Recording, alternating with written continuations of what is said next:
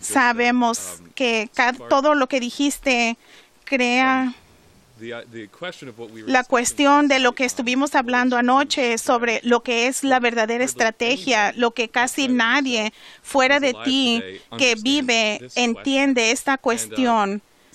Y algo que dijiste anoche durante la discusión que tuvimos, me pareció muy provocativo porque dijiste la clave para verdaderamente entender la estrategia es ser capaz de ver a la humanidad como una unidad singular, como una unidad individual planetaria que va sobre varios cambios, que tiene cambios internos, no está dividido en partes, y entender esto como un proceso de unidad, como una unidad. Y enfatizaste que solo es posible hacer esto si uno se eleva por encima de la percepción sensorial y ve a la humanidad, por ejemplo, como Vernadsky lo hizo, como una especie planetaria en una unidad noosférica, pero también desde fuera, desde el punto de vista del papel del hombre en el sistema solar o incluso más allá en la galaxia. Y enfatizaste que especialmente ahora que el hombre está unificado y que la guerra no es factible, entonces la cuestión central es promover esta unidad de la humanidad. Yo pensé que era muy provocativo. Dijiste, aunque se necesitan diferencias en la cultura, lenguajes, en naciones soberanas y todo que se ha creado, que la humanidad, todo lo que el Imperio Británico ha creado, todas las divisiones son inaceptables. Y la clave es tener esta misión coherente, esta unidad de propósito para toda la especie.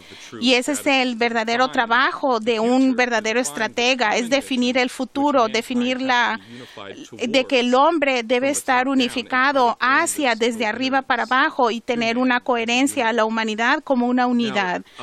Así que lo que esto me provocó en mi mente hoy día fue, como la gente sabe, hoy es el 70 aniversario del día D, el 6 de junio de 1944, cuando las fuerzas aliadas finalmente lograron abrir el frente en Occidente contra los nazis después de años de bloqueos y retrasos de Winston Churchill y los británicos. Y fui y vi el discurso que Roosevelt dio en ese momento al pueblo estadounidense, que él dijo en forma de una oración, y es muy conmovedor. Pero lo que me hizo pensar es la importancia de Roosevelt, que habló precisamente sobre esta cuestión, la necesidad de lograr una unidad entre las naciones soberanas del mundo por un propósito común que obviamente incluía el fin del imperio. Y quiero leer la parte final de su oración, y él dice: no permitamos que nuestro espíritu sea mermado, no permitamos que los impactos de eventos temporales, de materias temporales, nos hagan que nos desvíen de nuestro propósito. Con tu bendición vamos a prevalecer sobre nuestro enemigo. Ayúdanos a conquistar a los apóstoles de la codicia y de la arrogancia racial. Llévanos a salvar a nuestro país y con nuestras naciones hermanas hacia una unidad mundial que va a lograr una verdadera paz, una paz invulnerable a las manipulaciones de hombres, y una paz que hará que todos los hombres vivan en la libertad, que tengan las recompensas de su trabajo honesto. Y en este periodo no solamente deben ser vistos como días de recordar, deben ser oportunidades para volver a dedicarnos a crear el futuro. Y en esta ocasión quisiera preguntarte, desde el punto de vista de una verdadera estrategia, ¿cómo podemos continuar la visión de Roosevelt de una verdadera paz entre las naciones y que tengamos esta unidad hacia una coherencia como una misión de la humanidad? No hay una respuesta adecuada disponible a la pregunta, pero se puede expresar. ¿Cuál es la raíz de nuestro problema en Estados Unidos? Olvidémonos de otras naciones por un momento. Hablemos sobre el sistema educativo dentro de Estados Unidos. Hablemos de su historia. ¿Qué se ha hecho con respecto de informar a la gente, incluyendo a los niños, de cuál es su misión? No en la vida, sino de existir, de ser una persona que existe, porque todo mundo muere. No hay ningún registro de alguna persona que todavía sobreviva. Matusalén fue famoso en las enseñanzas bíblicas, pero incluso él murió. Así que todo mundo muere. Obviamente la muerte no es el objetivo de la existencia humana. No es el significado de la existencia humana. Es el crecimiento de la humanidad de ser una criatura simple con algún potencial de invención que ninguna especie animal tiene. Por lo que decir la dedicación de la humanidad es descubrir lo que es la humanidad, y lo que la humanidad es solo se define con lo que la humanidad puede convertirse en qué. Esto no debe convertirse en un talento fijo, finito, pero debe convertirse en el desarrollo de un poder que aumenta del talento para lograr cosas que nunca se han logrado antes. Y esa es la moralidad. La moralidad es la devoción. ¿Y qué estamos haciendo en el sistema escolar? Piensen, ¿qué tan perversos son los sistemas escolares? Eran malos cuando en mi tiempo, cuando yo era un niño, pero supe que era peor cuando estuve en mi educación de término medio. Estuve horrorizado cuando regresé de la guerra y volví a la universidad. Y no creo que era muy buena universidad, y me daba asco. Era basura, enseñaban pura basura. Y lo que se enseñó, el maestro te dice lo que debe creer uno. El maestro le está poniendo está diciendo qué es lo que debes creer. Y en varias ocasiones yo reté al maestro con respecto a la geometría euclidiana.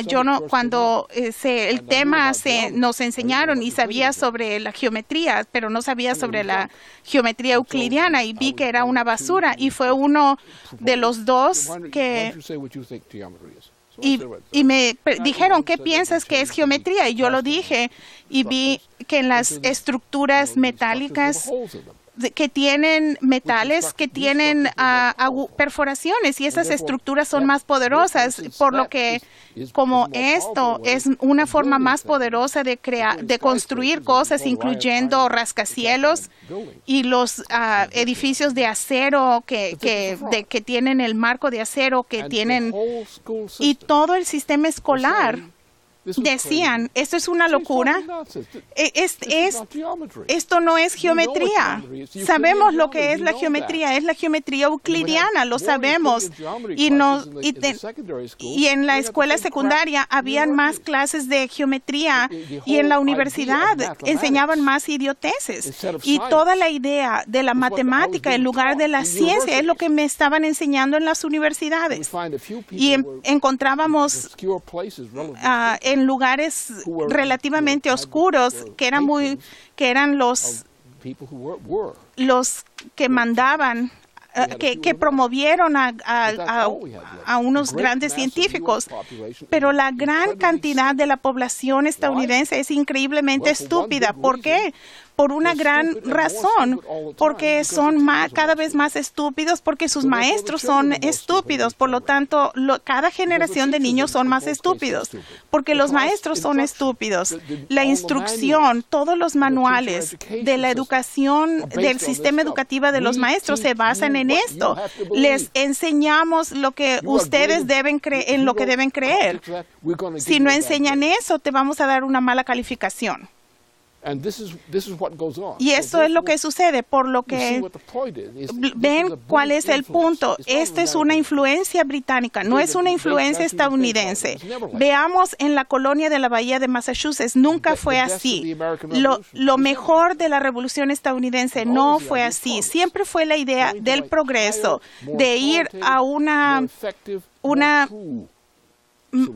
solución más superior, más verdadera y aplicando estos principios como...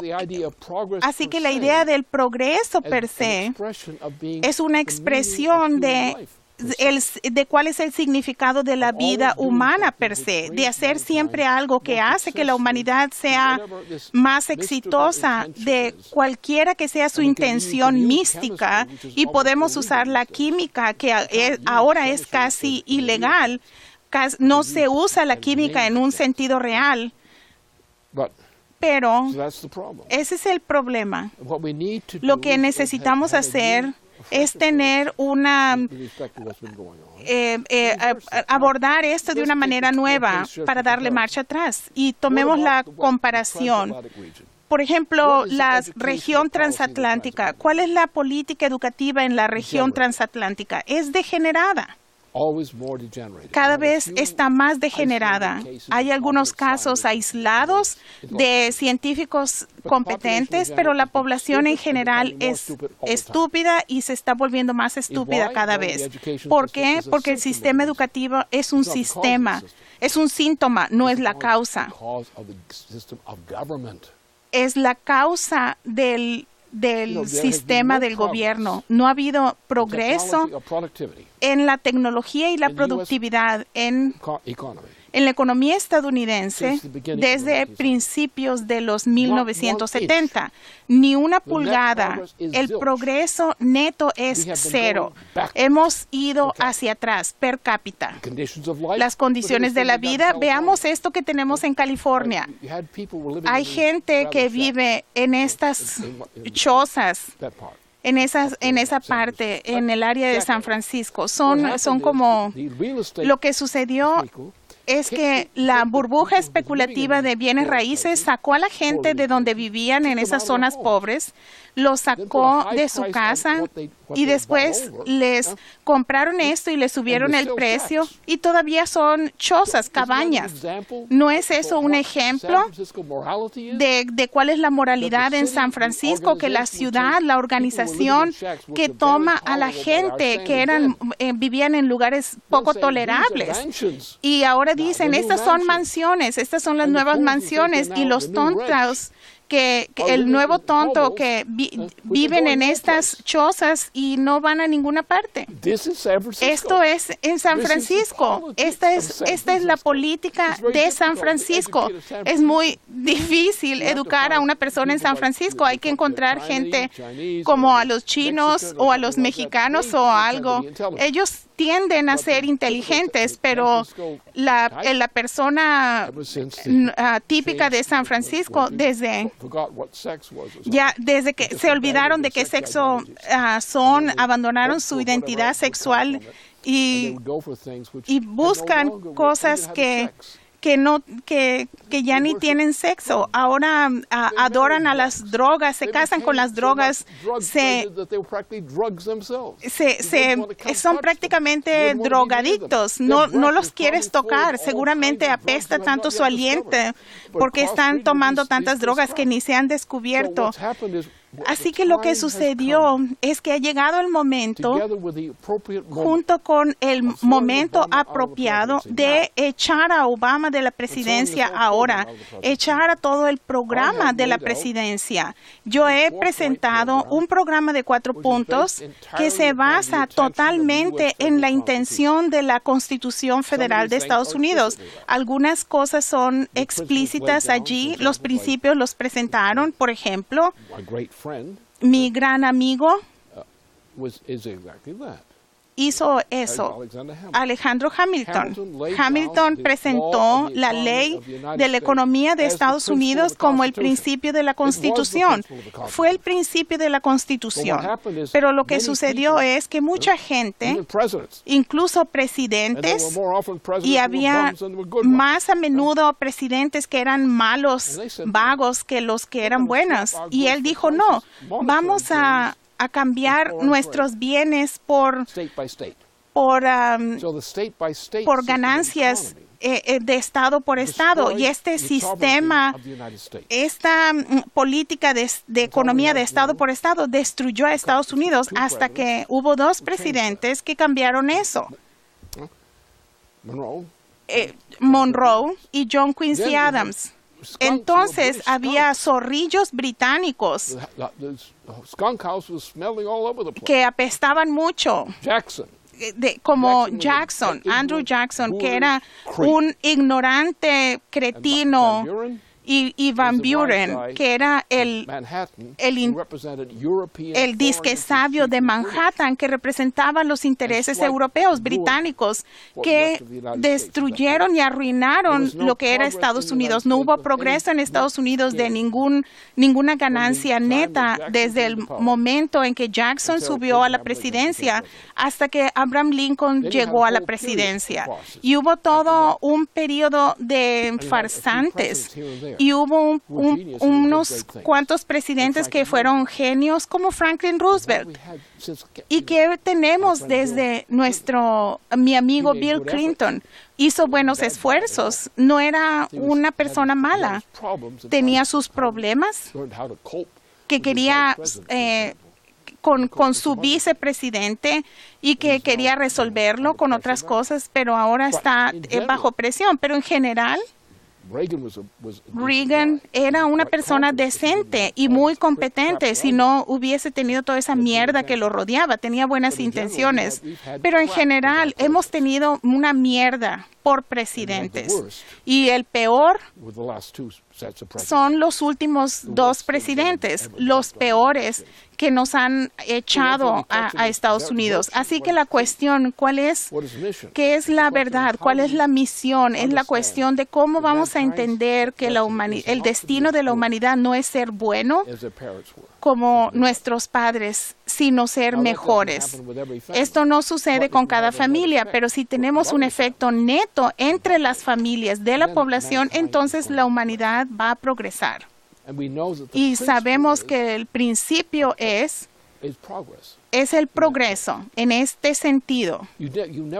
No sabemos qué es como un objeto, como un hecho, pero sabemos que es mejor en términos de la misión que antes, por lo que el propósito de la humanidad es ser mejor, y la expresión de esta realidad es como la perspectiva de Bernatsky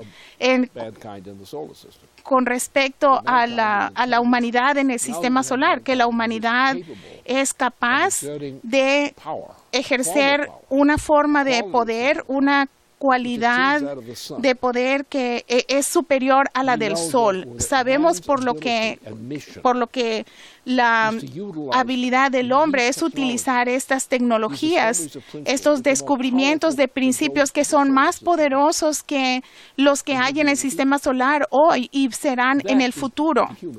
Ese es el principio humano.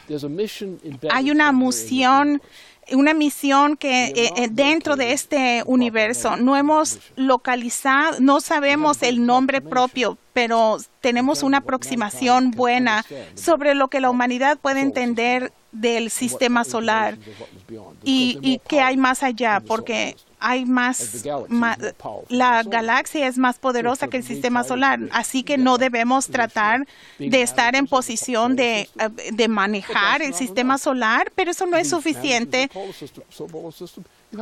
Para poder manejar el sistema solar hay que decir, la galaxia es más poderosa. Si vemos a todo el sistema solar es llevado por este grandote que es la galaxia, y sabemos que hay un nivel superior, un orden superior que está pateando a la galaxia por todas partes, por lo que la humanidad dice, si ese es el caso, y el destino de la humanidad es siempre lograr metas superiores, más superiores para la humanidad, para esa característica dentro del sistema que se le puede llamar el principio de Dios.